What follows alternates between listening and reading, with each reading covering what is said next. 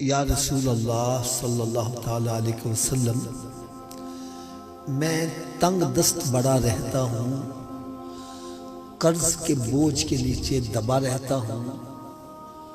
اپنی طرف سے میں نے بڑی کوشش کی کہ میرا قرض اتر جائے اور کم از کم 2 وقت پیٹ بھر کے مجھے کھانا ہی میسر آ جائے،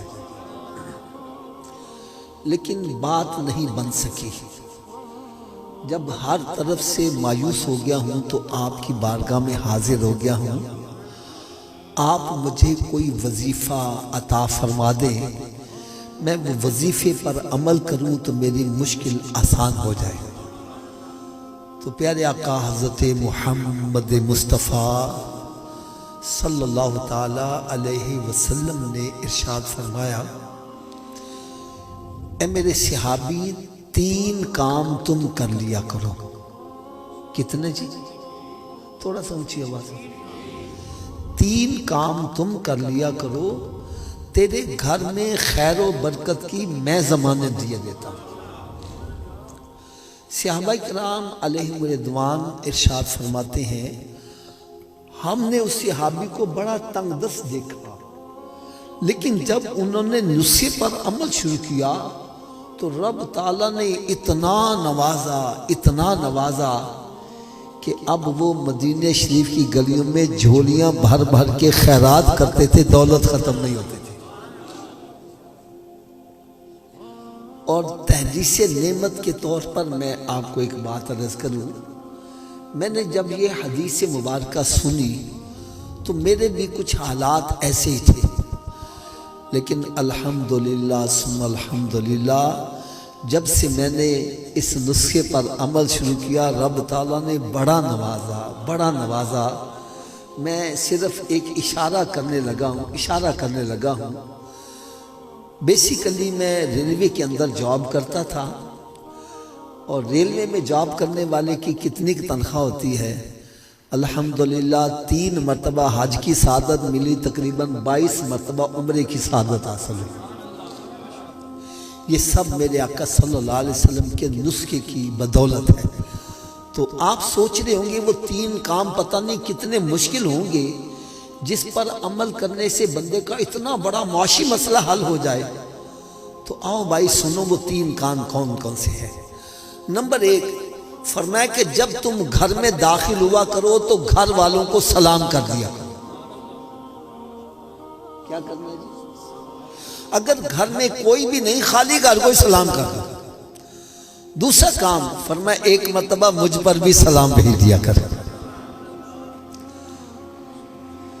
تیسرا کام فرمایا 1 مرتبہ سورہ اخلاص بھی پڑھ لیا کرو۔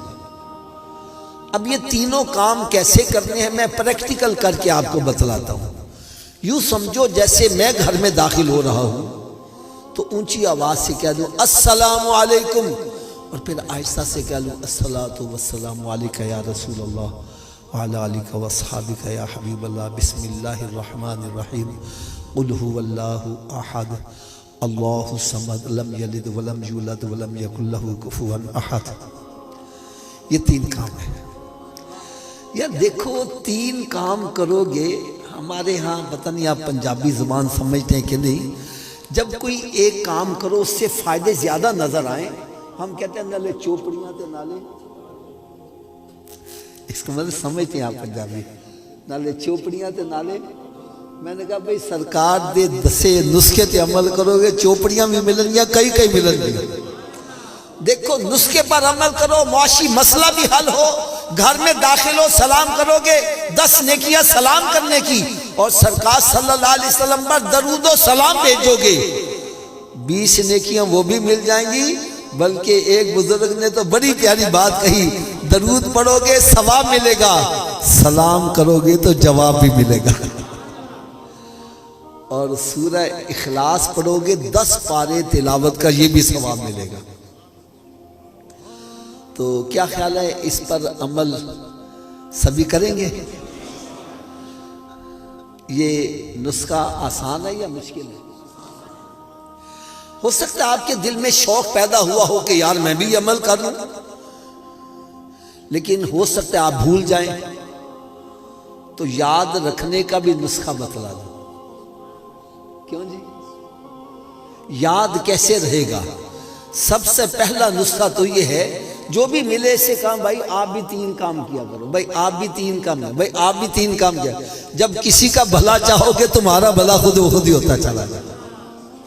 دوسرا یاد رکھنے کا نسخہ یہ ہے، آپ اپنے گھر میں داخل ہوئے، بعد میں یاد آیا میں نے تو 3 کام کرنے تھے، بھائی گھر سے پھر باہر آ جاؤ، پھر داخل ہوتے 3 مرتبہ کام کر لو۔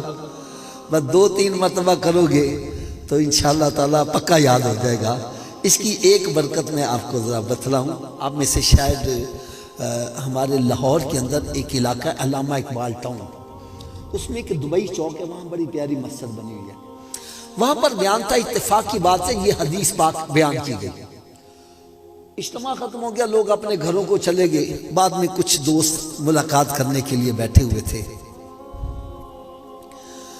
تو کچھ مسائل پوچھ رہے تھے۔ ایک بندہ گھر سے پھر واپس آ گیا، چہرہ بڑا حشاش بشاش ہے، بڑا خوش ہے۔ میں نے کہا بھائی تم واپس آ گئے، خیر تو ہے؟ کہنے لگا حافظ صاحب آپ نے ابھی جو نسخہ بتلایا، اس سے میرا کئی سالوں کا بگڑا ہوا مسئلہ حل ہو گیا۔ میں حیران ہو گیا، یار ابھی نسخہ بتلایا، اس کا کون سا مسئلہ حل ہو گیا؟ کہنے لگا حافظ صاحب میری بیوی سے کلام بند تھی، بول کلام نہیں تھی، کئی سال گزر گئے، نہ وہ مجھے بلاتی تھی نہ میں اس کو بلاتا تھا۔